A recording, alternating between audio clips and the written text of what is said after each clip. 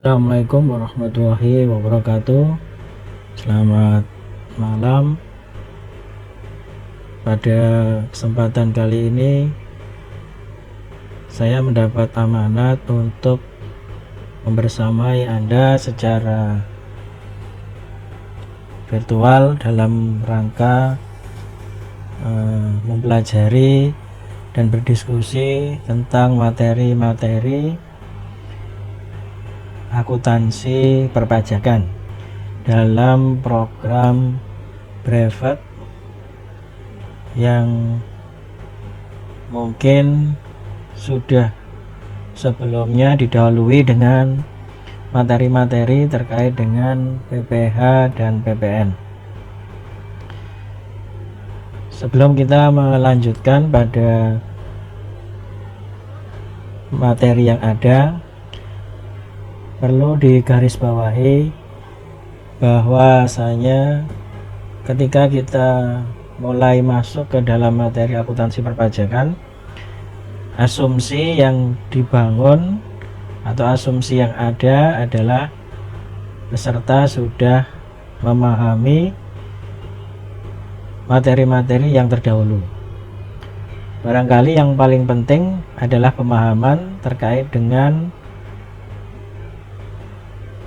materi PPh, baik itu PPh umum, yaitu PPh orang pribadi dan badan, ataupun materi PPh output, yaitu PPh pasal 21, 22, 23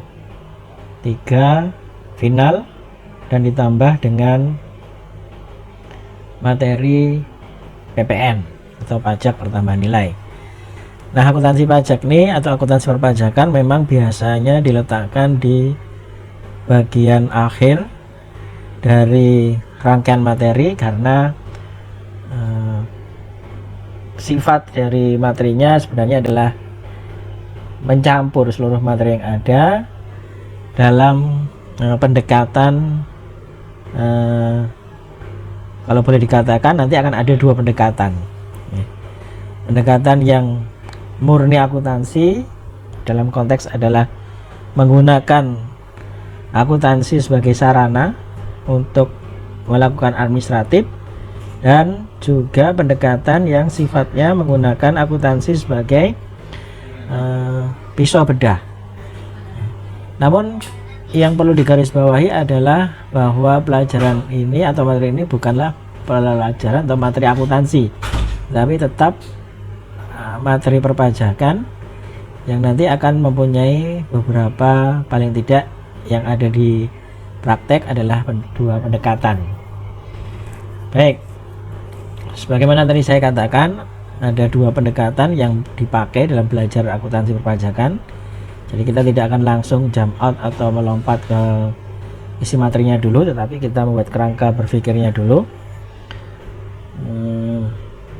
Pendekatan pertama barangkali sudah pernah Anda pelajari ketika mempelajari cara menghitung PPh yang berbasis pada pembukuan, atau cara menghitung PPh terutang untuk wajib pajak yang wajib melakukan pembukuan. Nah, kenapa saya katakan ini adalah pendekatan pertama? Karena disitulah muncul peran akuntansi dalam rangka menghitung pajak terhutang.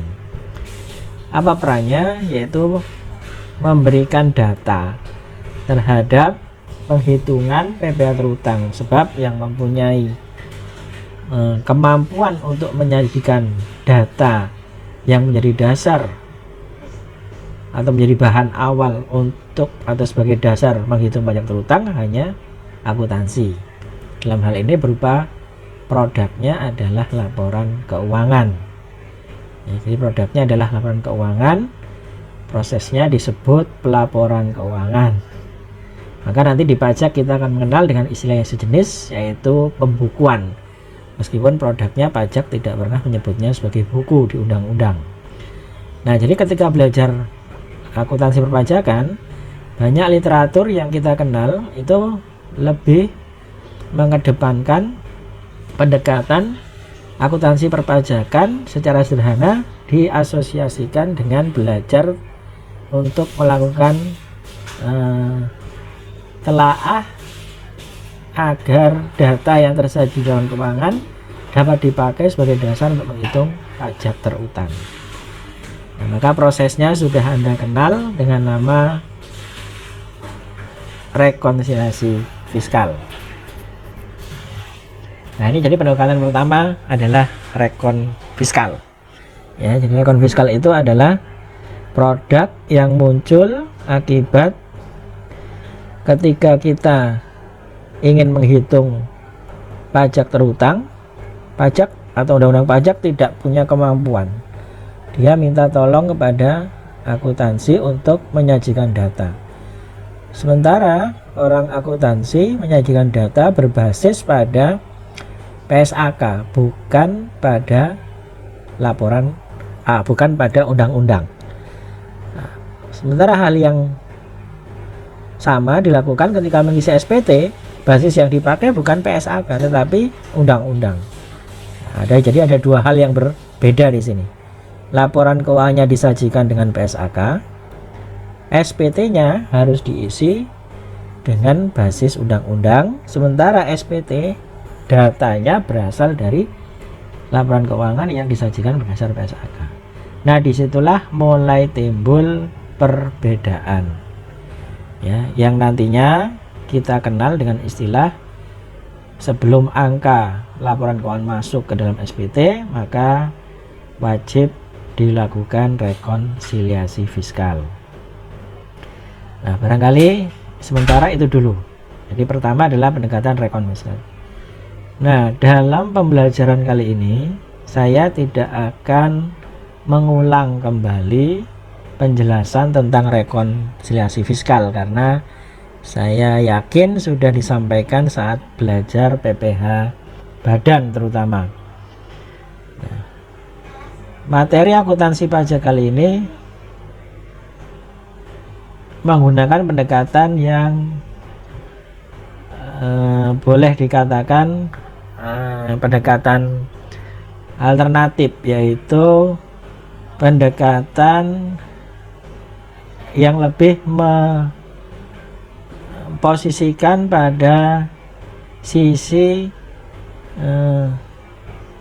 pengakuan atas transaksi perpajakan yang nanti wujudnya adalah setelah diakui bahwa ada misalnya pajak terutang atau ada transaksi yang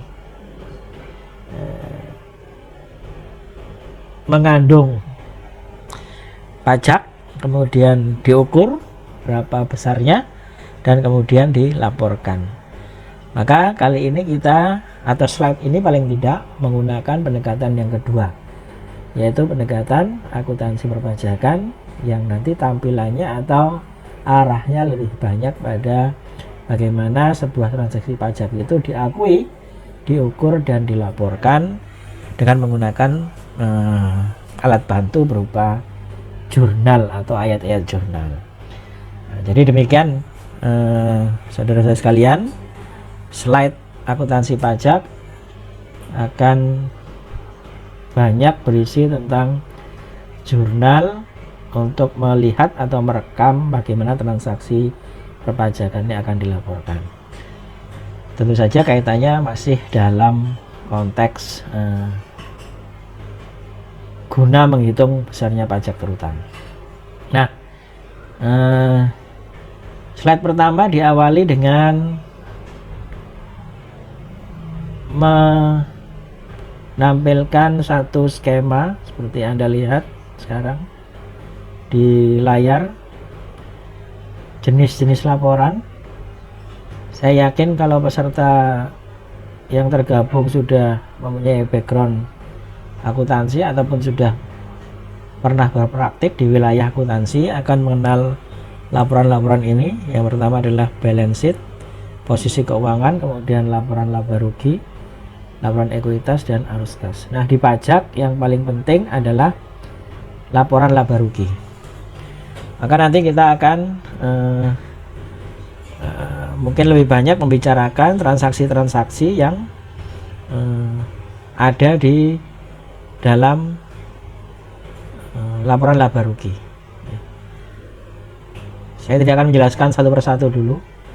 Saya hanya akan menampilkan sekilas-sekilas saja sambil memberikan keterangan, terutama bagi yang sudah berasal dari akuntansi, mudah-mudahan sudah memahami.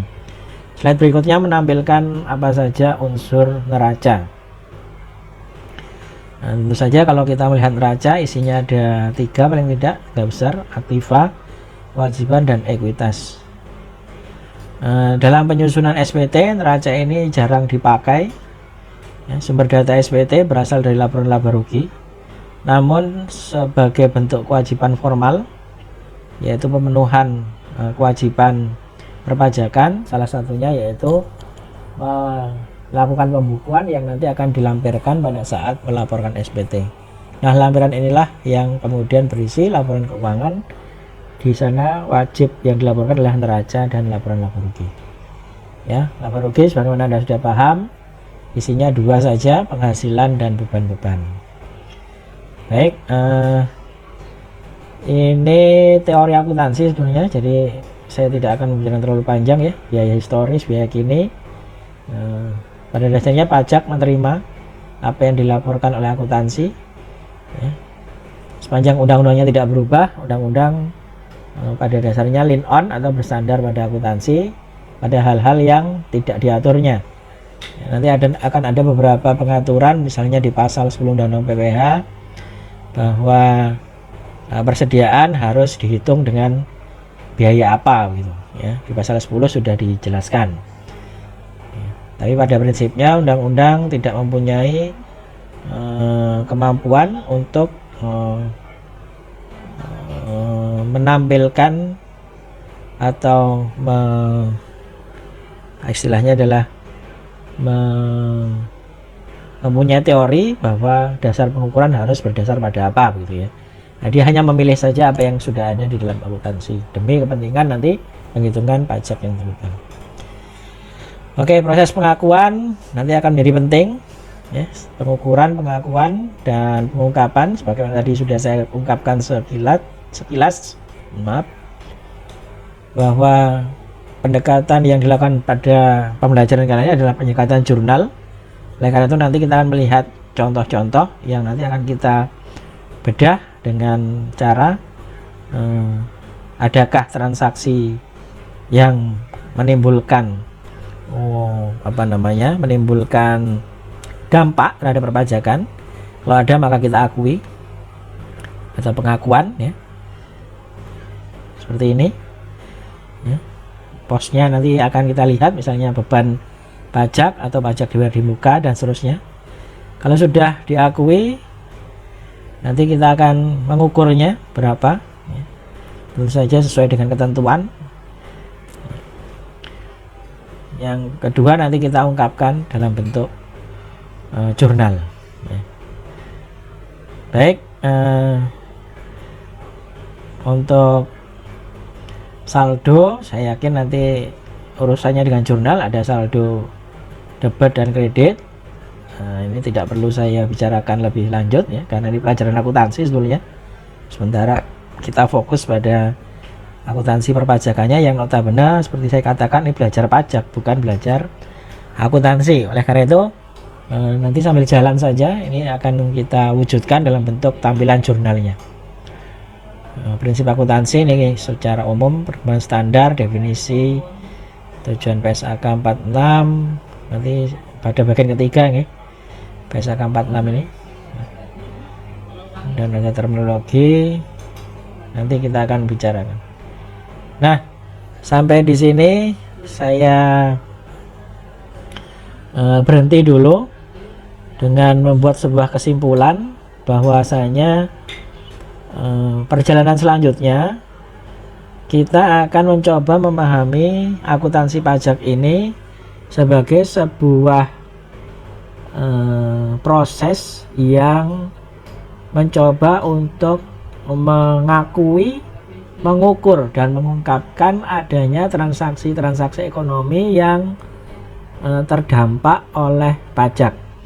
Ya, nanti contohnya adalah terdampak oleh PP pasal 21, 22, 23, dan PPN. Ya, jadi kita tidak akan belajar akuntansinya, tetapi kita tetap akan fokus pada pajaknya. Sementara akuntansi adalah alat bantu untuk mengakui, mengukur, dan melaporkan transaksi-transaksi ekonomi yang terdampak dengan pajak.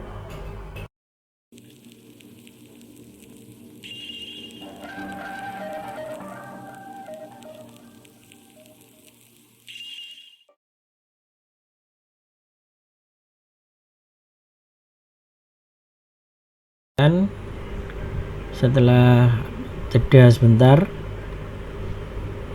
pada saat tadi kita sudah berbicara tentang kerangka konseptual akuntansi perpajakan, ada dua pendekatan. Kita sekarang akan menggunakan pendekatan yang kedua di slide ini, yaitu pendekatan yang lebih banyak isinya adalah melakukan pengakuan, pengukuran, dan pelaporan yang nanti akan dibantu dengan jurnal. Nah, sebelum kita mempraktekkan, kita akan lihat dulu apa yang dikemukakan dalam pajak terkait dengan ruang lingkup akuntansi perpajakan. Yang pertama adalah, sebagaimana tampak di layar, kita tidak akan menggunakan istilah pelaporan keuangan, tetapi yang sejenis adalah pembukuan. Undang-undang KUP sudah mengatur tentang pembukuan. Saya juga sudah yakin bahwa Anda sudah belajar KUP. Sebagaimana saya beritahu di awal, akuntansi pajaknya adalah blended atau campuran ya. Semua ilmu pajak masuk. Kita tinggal melakukan pengulang-ulangan. Jadi pembukuan ini jadi penting karena dia menjadi salah satu kewajiban yang harus ditunaikan oleh wajib pajak yang sudah memang wajib untuk melakukan pembukuan, yaitu pertama badan, dan yang kedua adalah orang pribadi yang mempunyai omset di atas 4,8 M atau orang pribadi yang omsetnya di bawah 4,8 M tapi dia milih untuk melakukan pembukuan ya. Jadi isinya pembukuan pada dasarnya adalah harta, kewajiban, modal, penghasilan dan biaya, serta harga perolehan dan penyerahan barang jasa, yang di dalam praktek kita jawantahkan dengan membuat laporan keuangan berupa neraca dan laba rugi. Oke, masuk ke slide berikutnya. Jadi kewajiban pembukuan ini tadi ya, yang wajib. Mohon maaf kalau di dalam slide masih tertulis 1,8, ini barangkali slide lama, yang benar adalah 4,8 ya. Saya yakin Anda juga sudah memahami. Kemudian slide berikutnya.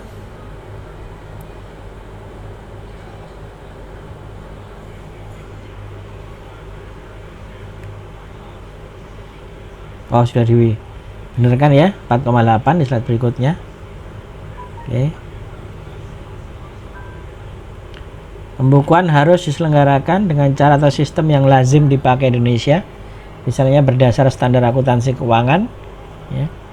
Kecuali peraturan perundang-undangan perpajakan menentukan lain. Nah, ini yang saya sudah sampaikan di awal. Pada dasarnya laporan keuangan dipakai atau dibuat dengan mendasarkan diri pada PSAK, sementara nanti SPT yang dipakai sebagai dokumen resmi pelaporan pajak ke otoritas pajak itu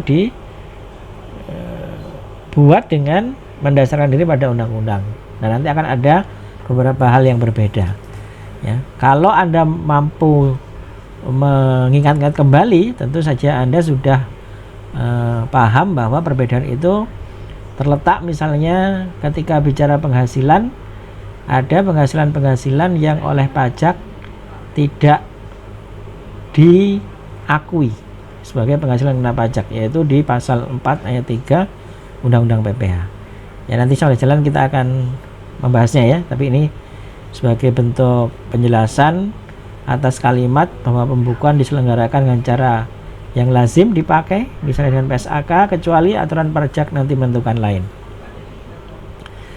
Ini yang tidak wajib pembukuan nanti harus melakukan pencatatan ya, sebagaimana yang sudah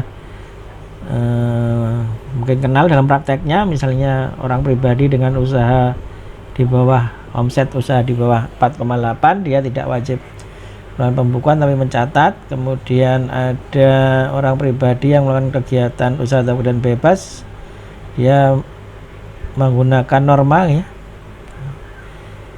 Oke, ini tidak masuk ke dalam bahasan kita, tapi sebagai pengetahuan saja. Syarat pembukuan ya, pasal 28. Ini syarat-syarat formil ya, karena tercantum dalam KUP bagaimana pembukuan yang disyaratkan oleh undang-undang ya.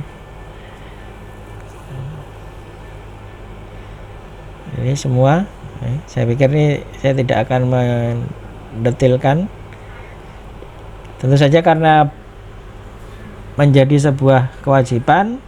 Nah, ini yang penting diketahui dalam pembelajaran kita. Kalau wajib pajak yang melakukan pembukuan tidak melakukan pembukuan, maka ada sanksi yang dikenakan ya. Sanksinya adalah kenaikan 50% atau 100% dari pajak yang kurang dibayar ya, tentu saja nanti melalui pemeriksaan. Nah ini konteksnya akuntansi komersial dengan akuntansi pajak ya. Perlu diingat juga bahwa pada dasarnya tidak ada perbedaan ya, atau boleh dikatakan dalam ranah keilmuan sebenarnya tidak dikenal istilah akuntansi pajak, yang ada ya akuntansi. Sebenarnya pajak itu masuk di wilayah hukum. Nah karena ada perbedaan basis tadi ya, muncullah akuntansi pajak yang produknya secara praktikal kita kenal dengan rekonsiliasi fiskal ya. Jadi ini masih mengingat-ingat kembali ya dan membentuk kerangka pikirnya ya, kira-kira begini. Nah ini dia ya. Rekon fiskal Anda lihat dalam satu siklus di sebelah kiri kita ini laporan keuangan yang disusun atas basis SAK.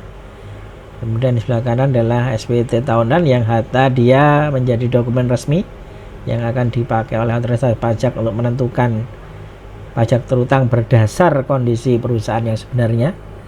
Maka bicara berdasar kondisi perusahaan yang sebenarnya, otoritas pajak tidak akan bisa mengetahui kecuali melalui laporan keuangan. Nah,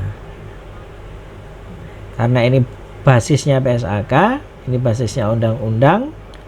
Nah, maka sebelum angka di sini siap dipakai, maka perlu satu langkah tambahan, yaitu yang disebut rekon fiskal. Nanti ujungnya adalah ada koreksi fiskal ya, ada koreksi fiskal, ada koreksi sifatnya positif atau negatif dengan istilah perbedaan temporer, dan ada yang disebut dengan koreksi fiskal positif negatif yang merupakan perbedaan permanen. Jadi slide ini tampaknya cukup untuk menggambarkan lanskap kita belajar akuntansi pajak ya. Tentu saja untuk kali ini kita tidak akan banyak membahas yang ini, sisi ini, tapi akan nanti kita banyak malah membahas tentang bagaimana melakukan pengakuan, pengukuran dan pelaporan transaksi ekonomi yang terdampak oleh aturan-aturan pajak sehingga memunculkan di sana hutang pajak. Nah sebelum ke sana satu lagi slide, yaitu beda tetap dan beda waktu, karena nanti kita menjadi semakin paham. Jadi yang disebut beda tetap adalah perbedaan laba akuntansi dan penghasilan kena pajak yang disebabkan oleh ketentuan perpajakan yang tidak akan menimbulkan pengaruh terhadap kewajiban pajak di masa yang datang ya. Jadi beda tetap ini seperti ini ya, penghasilan bagi akuntansi komersial tapi menurut PPh bukan penghasilan. Jadi jelas di pasal 4 ayat 3 sudah diberikan pengaturan tentang jenis-jenis penghasilan yang bukan merupakan penghasilan kena pajak, tapi akuntansi mengakuinya, ya. Akuntansi mengakuinya. Bagi Anda yang ingin mengecek kembali, ya, kalau biasanya saya mengajar di kelas, jelas akan saya tanya, ya, apa menurut Anda penghasilan yang menimbulkan beda tetap? Maka jawabannya adalah penghasilan yang tertera di dalam pasal 4 ayat 3 Undang-Undang PPH. Ya, sebagai contoh ini. Nah, dividen ya. Tapi dengan syarat, ya. Pada dasarnya dividen adalah objek pajak, tetapi kalau syaratnya terpenuhi sebagaimana tercantum dalam pasal 4 ayat 3, maka dia menjadi bukan objek pajak, dan ini permanen. Jadi akuntansi tetap mencatatnya sebagai penghasilan, tetapi pajak tidak mengakuinya sebagai penghasilan. Ya, selama undang-undangnya tidak berubah, maka perbedaan itu tetap. Ya, tetap artinya dia tidak akan berubah gitu dalam konteks akuntansi mengakui dan pajak tidak mengakuinya. Kemudian ada juga nanti penghasilan yang dikenakan final, ya. Penghasilan final itu juga di akuntansi diakui menjadi bagian dari penghitungan laba neto, tetapi di pajak dia tidak atau dipisahkan dari penghitungan penghasilan kena pajak akhir tahun, ya, sehingga dia dihitung tersendiri. Nah, mungkin ini bisa juga dikategorikan sebagai beda tetap. Jadi ada yang namanya PPH final. Dalam bahasa kita biasanya dikatakan final itu ya selesai, ya, tidak lagi terbawa ke akhir tahun, kecuali hanya sebatas dilaporkan secara administratif agar otoritas pajak tahu bahwa ada penghasilan yang telah dikenakan PPH final. Kalau lihat dari sisi biaya yang menimbulkan perbedaan tetap, pasal 9 ayat 1 ya, biaya yang tidak boleh dikurangkan, ya. Ini semua saya tidak akan membacakan satu-satu. Anda cukup nanti melihat pasal 9 ayat 1. Nah, kemudian dengan beda waktu diberi definisi perbedaan antara laba akuntansi dan penghasilan kena pajak yang disebabkan oleh perpajakan yang memberikan pengaruh di masa datang, ya, dalam jangka waktu tertentu, sehingga pengaruh terhadap laba akuntansi dan penghasilan kena pajak menjadi sama. Mungkin kalau definisinya seperti ini akan sulit membayangkan, cuma kalau saya berikan contoh pasti Anda sudah bisa memahaminya, yaitu yang paling gampang memberikan contoh ada di pasal 11 Undang-Undang PPH tentang penghitungan penyusutan. Nah, di mana beda waktunya? Penyusutan tidak dilarang di dalam pasal 9 ayat 1. Artinya penyusutan dapat dibebankan. Tetapi Anda yang sudah belajar PPH pasti paham bahwa penyusutan yang dihitung oleh akuntansi tidak sepenuhnya diakui oleh pajak. Pajak hanya mengakui metode, tetapi dalam perhitungan teknisnya pajak mempunyai beberapa pengaturan yang berbeda. Ya, kita praktekkan. Anda ingat bahwa akuntansi mempunyai beberapa metode penyusutan. Contohnya saja adalah garis lurus. Pajak di pasal 11 memperkenankan metode garis lurus dipakai sebagai penghitungan untuk menghitung penyusutan menurut ketentuan perundangan, yaitu di pasal 11. Tapi rumusannya agak berbeda. Ya, yang perlu diperhatikan ini. Kalau di dalam akuntansi mengakui adanya nilai residu, sementara pajak tidak mengakui adanya nilai residu. Yang kedua, dalam akuntansi masa manfaat itu boleh diakui menurut pertimbangan manajemen. Sementara di pajak sudah ditetapkan berdasar golongannya. Jadi kalau aktiva masuk ke golongan 1 menurut pajak, maka masa manfaatnya tidak boleh berbeda antara satu perusahaan dengan perusahaan lain, karena undang-undang sudah menetapkan yaitu 4 tahun. Nah, maka bisa dibayangkan jika sebuah aktiva, misalnya mobil, masuk ke kelompok 1 yang di akuntansi mungkin mempunyai nilai residu dan kemudian diberi masa manfaat katakanlah 10 tahun, tapi di pajak mobil tersebut menurut ketentuan pasal 11 itu tidak boleh mempunyai nilai residu dan umur manfaat atau umur ekonomiknya hanya diperkenankan 4 tahun.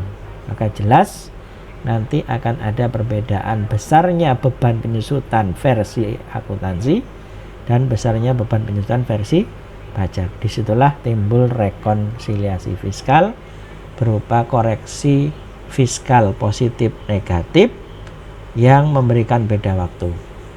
Karena pada saat penghitungan tahun berjalan pasti beban per tahunnya berbeda, tetapi pada akhirnya seluruh beban akuntansi akan mencapai jumlah akumulasi yang sama. Inilah yang disebut beda waktu, karena di masa depan akan mempengaruhi perhitungan besarnya beban terutang secara teoritik. Ya, nanti akan kita lihat ketika kita bicara PSAK 46. Ya. Baik,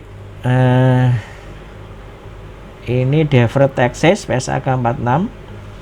Ya, nanti saja kita akan bicarakan ya secara teoritik, agak panjang ini. Saya lebih suka langsung saja nanti melalui perhitungan. Cuma yang perlu diingat adalah PSAK 46 atau deferred tax ini sebenarnya bukan bagian dari akuntansi pajak.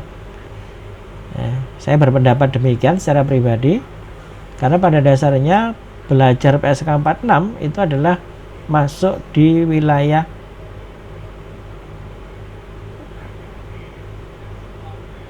akuntansi, bukan di wilayah akuntansi pajak. Jadi orang-orang akuntansi lah yang paham tentang PSAK 46, pada dasarnya begitu.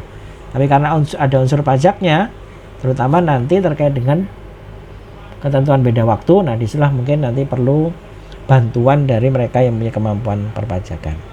Oleh nanti kita akan akhirkan terkait dengan PSAK 46 pada pertemuan tanggal 22 mungkin ya. Nah, untuk yang kali ini kita coba membicarakan langsung ya bagian pertama secara teknis, yaitu jurnal yang terkait dengan transaksi-transaksi ekonomi yang menimbulkan dampak pajak terutang PPh pasal 21, 22, 23, 25, 29, 4 ayat 2 dan PPN. Ya, baik, kita berhenti dulu. Nanti akan kita lanjutkan.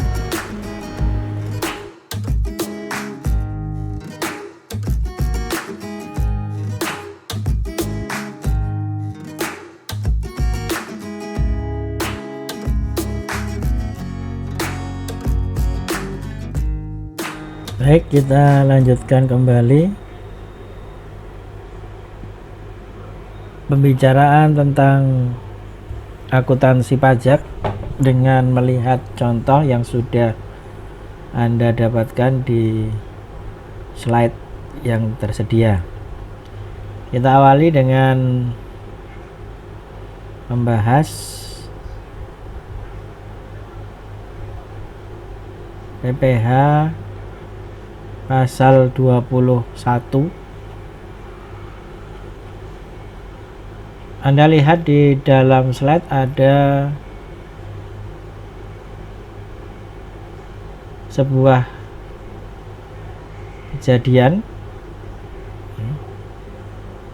pada tanggal 2 Januari 2018.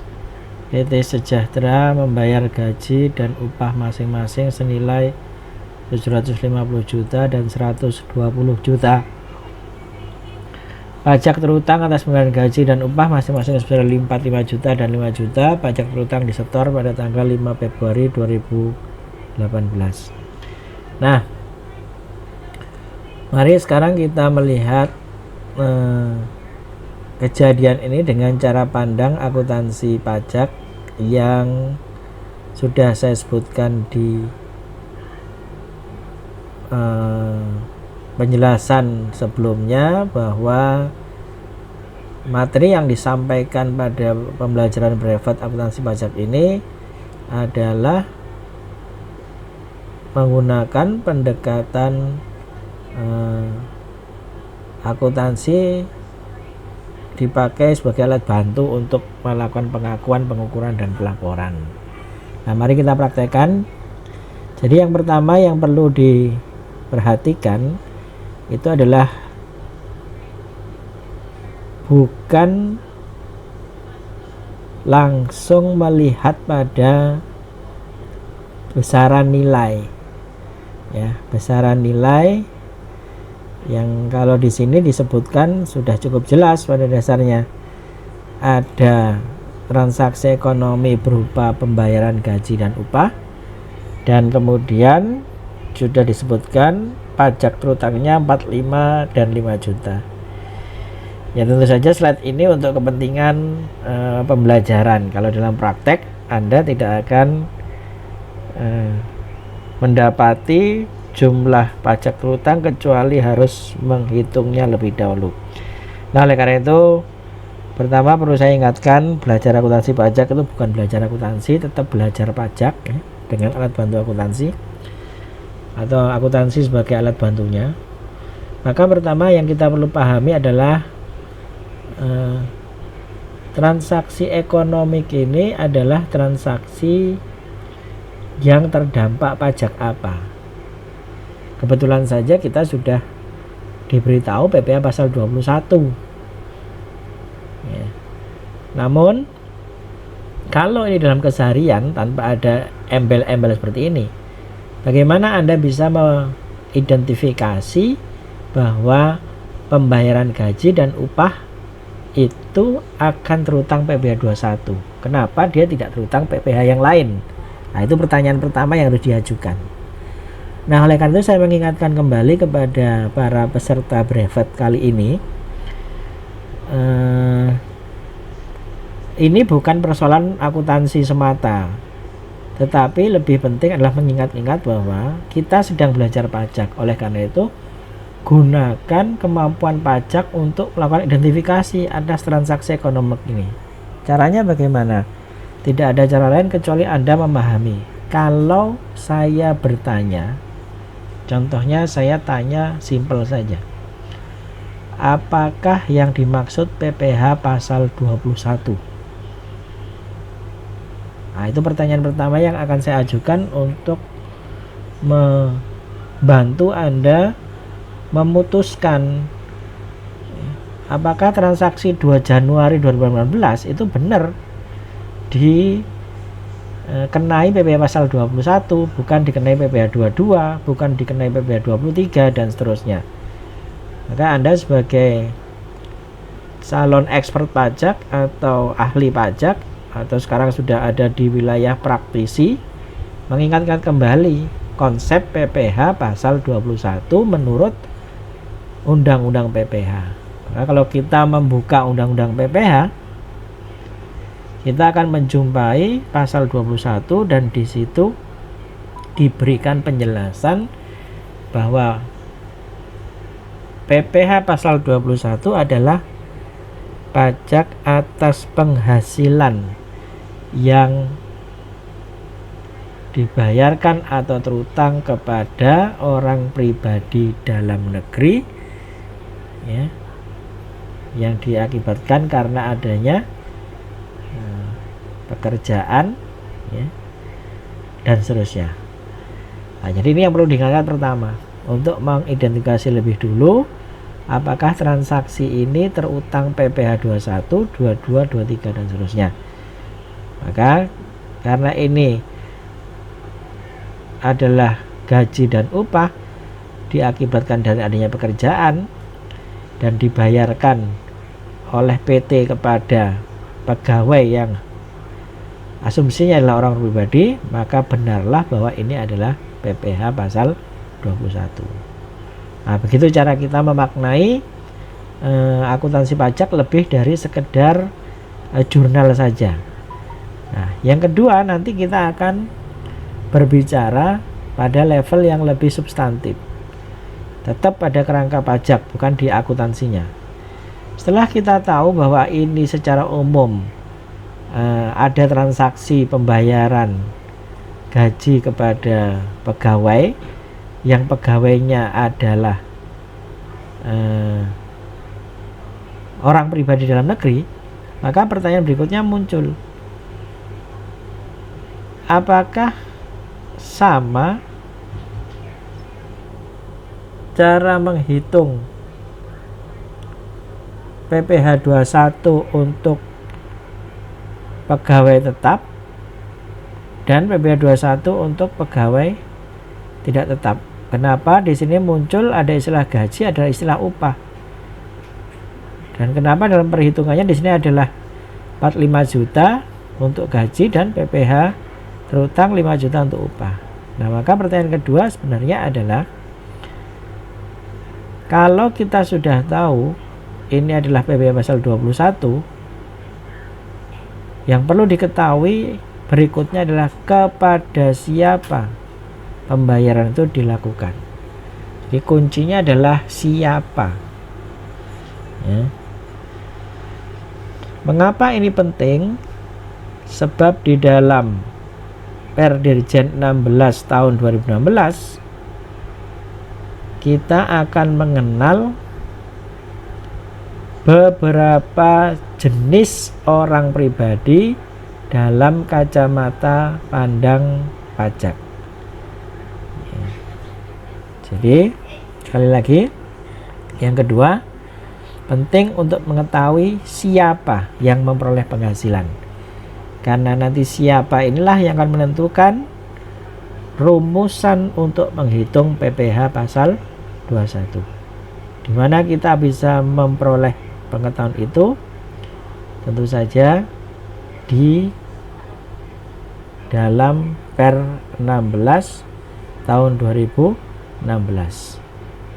Saya tidak akan mengulangi secara teknis atau rinci tentang isi Per 16 2016 karena Anda sudah mempunyai bekal pada saat belajar PPh pasal 21. Saya ingin mengingatkan bahwa setelah kita mempelajari konsep PPh pasal 21, maka kita mempunyai pertanyaan lanjutan, siapa yang diberi penghasilan. Penting untuk mengetahui siapa, karena sifat PPh adalah pajak subjektif. Nah, pengetahuan atas subjeknya akan menentukan rumusan berapa pajak terutang yang harus dibayar, ya. Jadi di dalam Per 16 kilas saja ada kurang lebih 5 golongan, ya. Pertama adalah pegawai tetap, kedua adalah pegawai tidak tetap, ketiga adalah bukan pegawai, keempat adalah peserta kegiatan, kelima adalah penerima pensiun, pesangon dan sejenisnya. Nah, jika Anda nanti dalam praktek mengetahui ada transaksi pembayaran kepada orang pribadi, Anda harus memastikan satu, seperti tadi sudah saya ungkapkan, yaitu pembayaran ini dilakukan kepada orang pribadi dalam negeri atau luar negeri. Kalau dalam negeri, maka dia akan terutang PPh pasal 21. Yang kedua, Anda akan bertanya siapanya. Kalau ternyata diketahui sesuai dengan PP 16, Perdirjen 16 bahwa yang dibayar atau pembayaran tersebut untuk pegawai tetap, maka Anda akan menghitung PPh 21 berdasar rumusan penghitungan pajak terutang untuk pegawai tetap. Tapi kalau kemudian diketahui bahwa pembayaran dilakukan untuk pegawai tidak tetap, maka Anda tidak boleh menghitung pembayaran pajak menurut rumusan pegawai tetap, tetapi harus rumusan pegawai tidak tetap, dan seterusnya demikian. Maka itulah esensi akuntansi pajak PPh pasal 21. Nanti akan kita latih. Ya, setelah penjelasan teoretik ini, kita akan mempunyai contoh latihan yang harus Anda kerjakan dan Anda report kembali. Nah, kembali ke slide ini. Slide ini sudah tersedia semuanya dengan asumsi yang ada. Ya, ini hanya memudahkan saja. Maka kita memastikan bahwa benar. Yang pertama ada transaksi ekonomi pembayaran gaji dan upah. Asumsinya adalah dibayarkan kepada pegawai yang menurut pajak sudah dihukumi sebagai OPDN, orang pribadi dalam negeri. Maka dia terutang PPh 21. Kemudian pertanyaan kedua, siapa dia? Ternyata di sini ada dua jenis. Pertama adalah pegawai tetap, biasanya istilahnya pembayarannya disebut gaji, dan pegawai tidak tetap, biasanya disebut dengan istilah upah. Ya. Nah, inilah nanti yang harus Anda kaji, rumusan membayar pegawai tetap dan rumusan membayar pegawai tidak tetap. Nah, dalam konteks ini saya tidak akan mengulangi lagi, nanti kita tinggal melihat Perdirjen 16 tahun 2016. Sekali lagi kita bisa merujuk pada Perdirjen 16 tahun 2016 dengan 5 pengkategorisasian OPDN untuk kepentingan penghitungan PPh 21. Pertama adalah PT pegawai tetap, kedua PTT pegawai tidak tetap, ketiga BK bukan pegawai, keempat PK peserta kegiatan, kelima penerima pensiun, pesangon dan sejenisnya. Oke, selesai identifikasinya. Nah, barulah kemudian kita bicara tentang akuntansi pajaknya dalam kerangka yang kedua seperti saya sebutkan sebelumnya, yaitu pengakuan, pengukuran, dan pelaporan. Kita sudah akui benar bahwa ini terutang PPh 21 sudah diukur, paling tidak menurut slide ini besaran gaji yang terutang PPh 21 45 juta, besaran upah yang terutang PPh 21 adalah 5 juta PPh 21-nya. Nah, barulah kita laporkan dengan cara menjurnal terlebih dahulu. Bagi kawan-kawan yang berasal dari akuntansi, tentu jurnalnya menjadi seperti ini, tidak asing. Pada saat pembayaran muncullah beban gaji debit.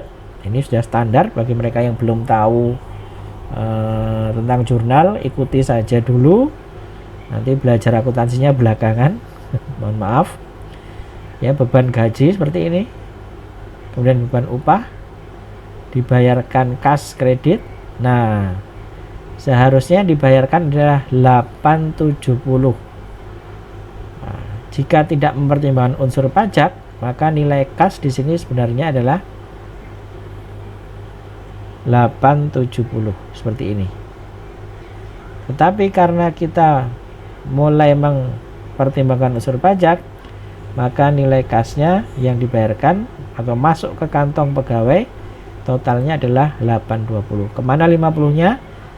Dipotong PPh pasal 21 dan di jurnal atau dilaporkan dalam bentuk jurnal di sebelah kredit oleh siapa? Oleh pemberi penghasilan, yaitu PT, sebagai utang PPh 21 jumlahnya 50 juta.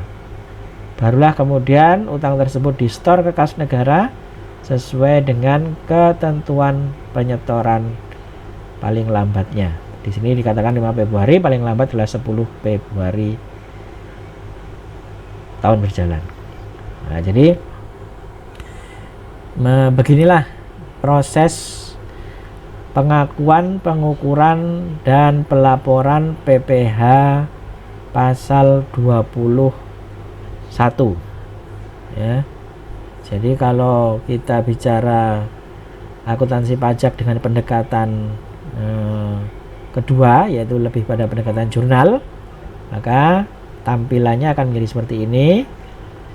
Namun mohon diingat bahwa sekali lagi belajarnya bukan belajar jurnalnya secara mendalam, tetapi tetap belajarnya adalah belajar pajak, karena untuk menentukan utang PPh pasal 21 Anda harus melalui step-step yang tadi sudah kita katakan.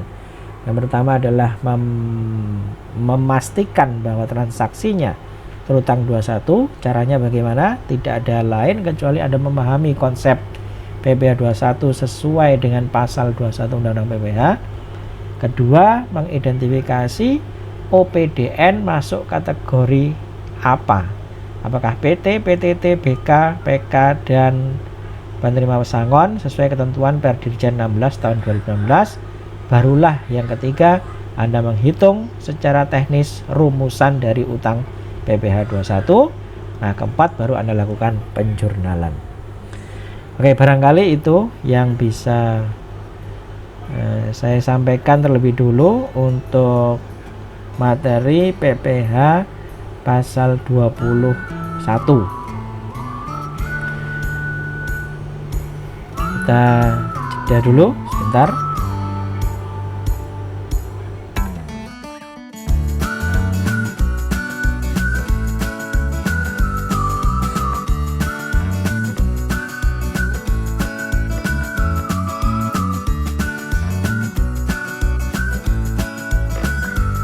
Baik, kita lanjutkan. Sekarang saya tampilkan satu contoh transaksi ekonomik yang akan kita coba untuk melakukan atau membuat jurnalnya. Jadi ada kasus seperti ini yang tampak di layar Anda. Aldi telah bekerja di PT Lalilo sejak 2009. Januari 2017 dapat gaji sekian, tunjangan sekian, membayar iuran pensiun ke dana pensiun ya, asumsikan ini dana pensiunnya sudah mendapat pengesahan Menteri Keuangan. Statusnya menikah, belum punya anak.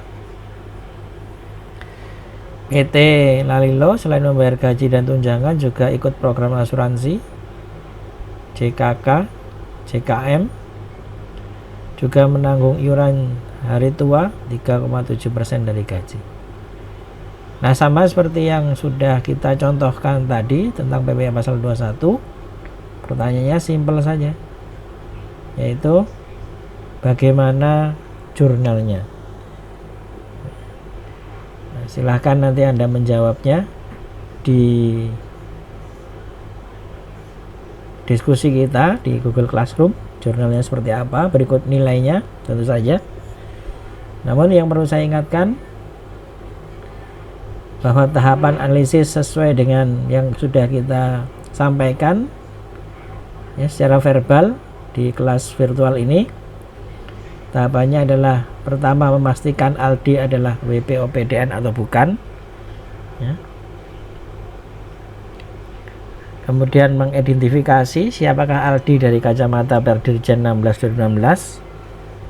Jadi ada 4 kategorisasi ya, PT, PTT, BK, ataukah 5 ya, PT, PTT, BK, PK atau penerima pensiun, pesangon dan sejenisnya.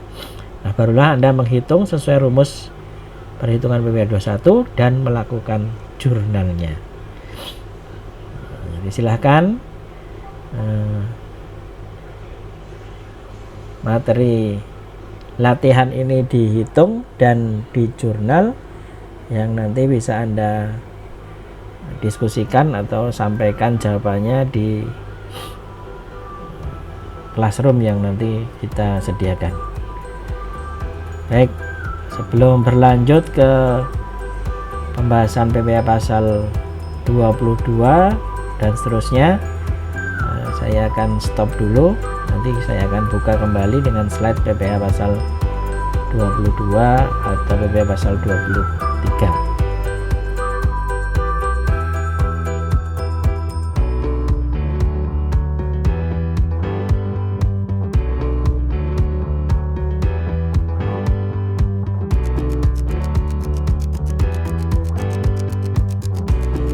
Mari kita lanjutkan lagi pembahasan di waktu yang tersisa pada pertemuan pertama,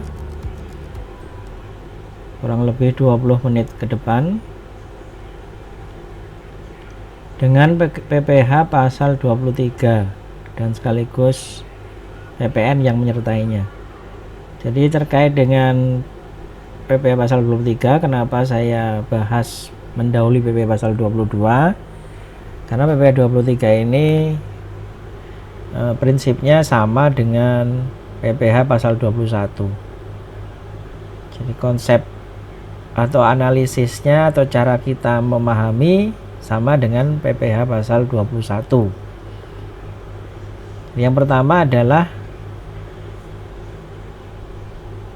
kita tidak perlu buru-buru lebih dulu melihat transaksi ini, tetapi kita mengingat-ingat kembali konsep PPh pasal 23 sehingga Anda bisa meyakini bahwa transaksi ekonomi yang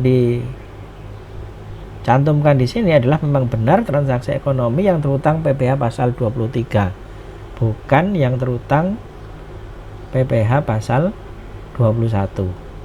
Maka konsepnya kita kembalikan lagi kepada ketentuan peraturan perundangan. Jadi Anda harus benar-benar paham tentang undang-undang pajak ya.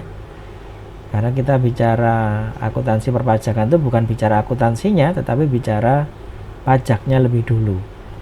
Jadi bagi para peserta brevet, sekali lagi saya ingatkan, pemahaman Anda terkait dengan PPh dan PPN menjadi penting kalau sudah sampai di level ini atau sudah sampai belajar pada materi akuntansi pajak. Nah, coba kita lihat konsep PPh pasal 23 seperti ini ya. Kita lihat sekilas saja ya, untuk sekedar mengingatkan ya. Oke, seperti ini ya, mungkin nanti di layar tidak akan kelihatan seluruhnya. Jadi di sini ada konsep apabila penghasilan di bawah ini dengan nama dan bentuk apapun dibayarkan, disediakan untuk dibayar ya. Nah, yang paling penting adalah kepada siapa pembayarannya? Kepada wajib pajak dalam negeri atau bentuk usaha tetap. Maka dia nanti akan dipotong oleh pihak yang wajib membayarkan.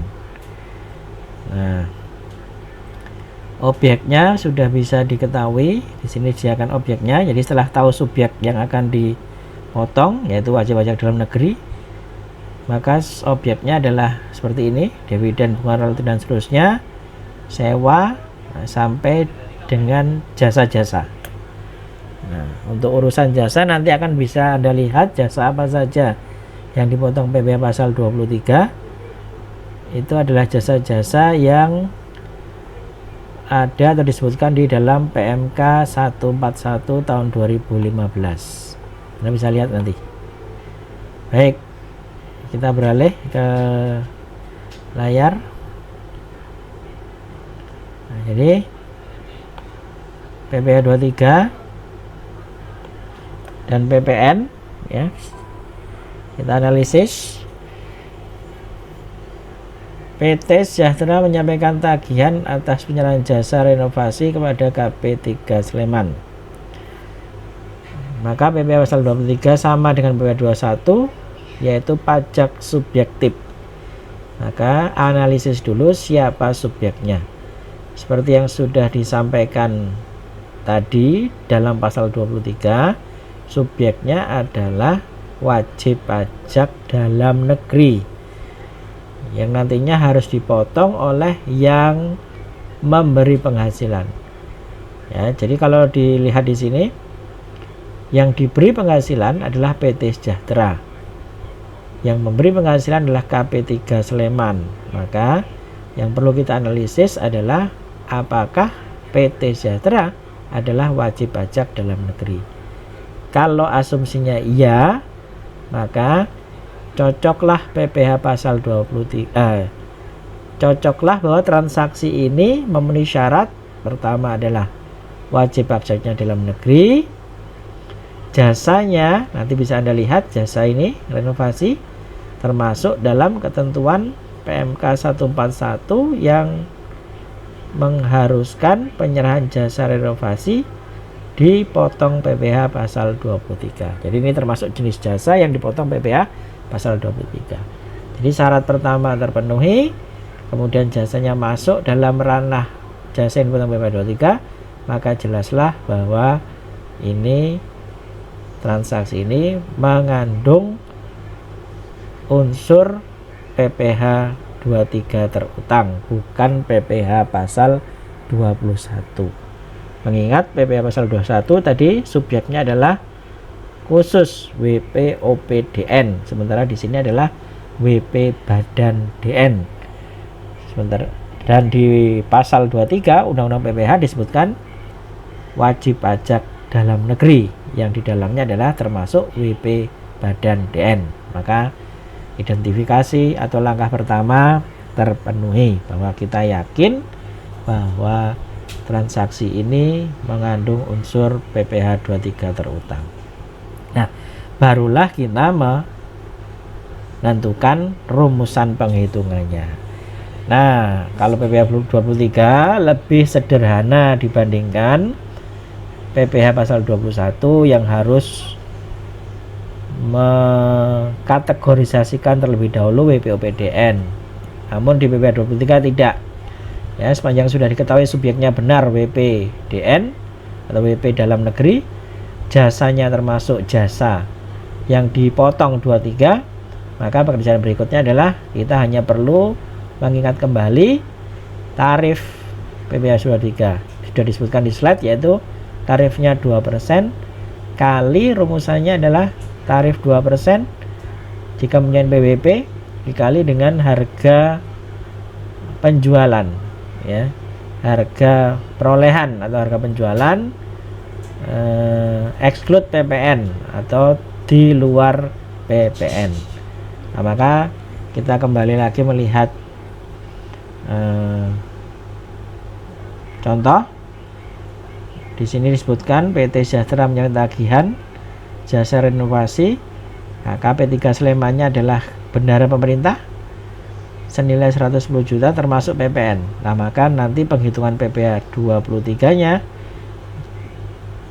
berasal dari nilai 110 yang sudah dikeluarkan PPN-nya dan dikalikan dengan tarif 2%. Maka sekarang kita lihat contoh jurnalnya.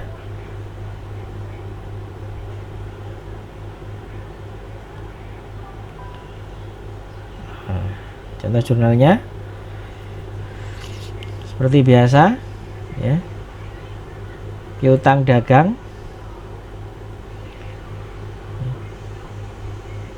Kalau Anda belajar akuntansi pada dasarnya tanpa memperhatikan unsur pajak, maka jurnalnya sebenarnya sederhana, yaitu hanya piutang dagang dan kemudian penjualan, ya.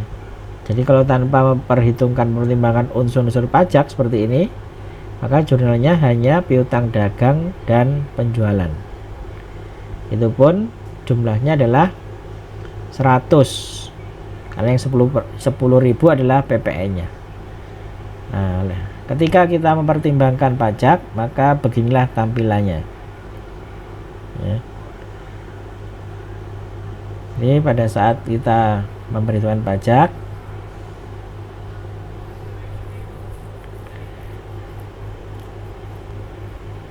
penghitungannya akan menjadi seperti ini. Harga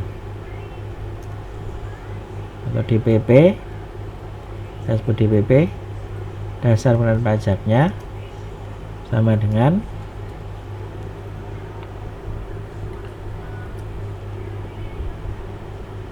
(100 per 110 kali 110 juta). Ya. Maka DPP-nya sama dengan 100 juta. Nah, barulah kemudian kita hitung PPh pasal 23. PPh 23 sama dengan 2%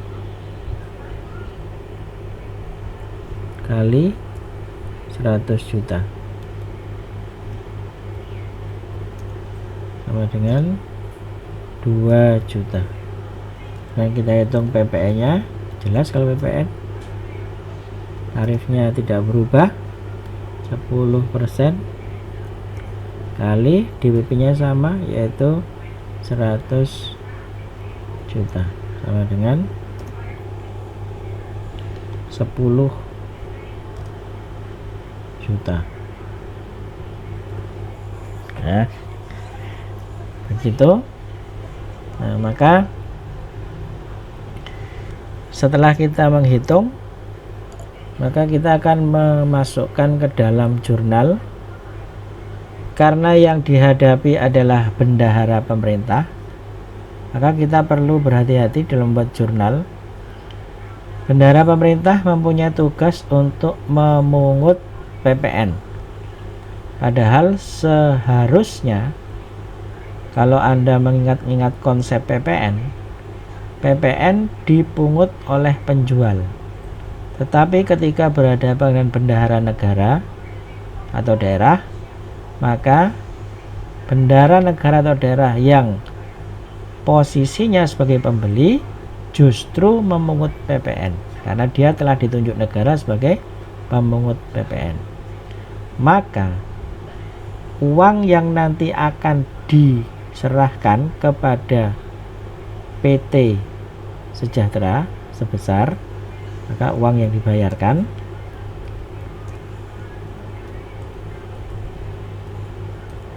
adalah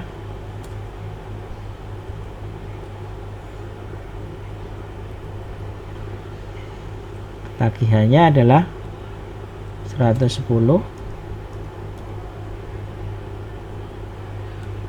juta dikurang PPN yang dipungut oleh bendahara. Jadi PPN yang dipungut ini bukan dipungut PT Sejahtera ya, tapi dipungut oleh bendahara, maka kita dikurangi dengan PPh 23 yang dipotong oleh bendahara. Maka sisanya 98 juta adalah yang dibayarkan ke PT Sejahtera. Maka kita lihat sekarang. Nah, piutang dagangnya 98, penjualannya 100, kita catatkan, bukan 110. Nah, PPN keluaran, yaitu PPN yang seharusnya dipungut oleh penjual oleh PT Sejahtera tetap, karena PPN keluaran ini nanti yang akan dibayar ke kas negara 10 juta, tetapi pada saat yang bersamaan sudah langsung dipungut oleh bendahara daerah sebagai pemungut PPN. Maka jurnalnya kita buat di debit. Jadi di sini ada seolah-olah keluar kemudian langsung dipungut. Nah, kemudian PPh 23 nya, nah ini menjadi kredit pajak nanti di akhir tahun, tetapi dalam akuntansi seharusnya bunyi ayat jurnal yang standar adalah PPh pasal 23 dibayar di muka. Nah, begini ya. Nah, jadi inilah cara kita untuk melakukan penjurnalan PPh pasal 23 yang transaksinya spesifik dilakukan dengan bendahara pemerintah. Nanti dalam contoh-contoh kita akan coba untuk membuat PPh pasal 23 transaksi selain dengan bendahara pemerintah. Tapi saya yakin tidak akan ada kesulitan karena transaksi umumnya sudah jelas, yaitu piutang dagang, bahan penjualan, kemudian PPh dibayar di muka, dan pajak keluaran. Yang membedakan dengan transaksi bendahara pemerintah adalah poin ini saja atau ayat jurnal ini saja. Ya, jadi seolah-olah keluar masuk dia pajak keluaran, kemudian dipungut langsung, maka ya PK-nya ini dan dipungut. Jadi ini bukan PM ya, tetapi PPN dipungut untuk mengakui PPN yang dipungut oleh bendahara langsung, padahal dia bukan penjual, tetapi pembeli cuma sudah ditunjuk sebagai pemungut PPN oleh Kementerian Keuangan dalam hal transaksi dengan PT Sejahtera atau dengan swasta. Oke, barangkali itu untuk sesi pertama tanggal 19. Silahkan setelah ini Anda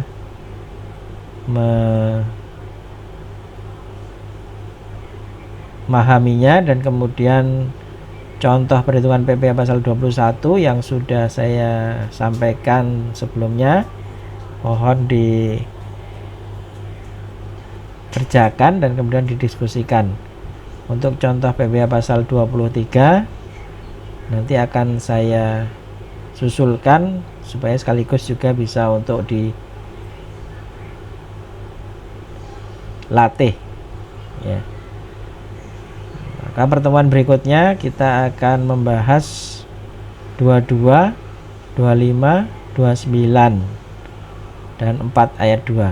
Mudah-mudahan ya, pada pertemuan tanggal 20 nanti kita akan membahas materi tersebut, dan materinya tidak akan lebih sulit karena yang paling sulit sebetulnya adalah sebenarnya bukan sulit ya, tetapi agak repot adalah di PPh pasal 21 karena dia perlu kategorisasi, sementara yang 25, 29, 4 ayat 2 sudah jelas objeknya, subjeknya sudah jelas, dan kemudian kita tinggal menjurnal. Demikian pula dengan PPh pasal 22.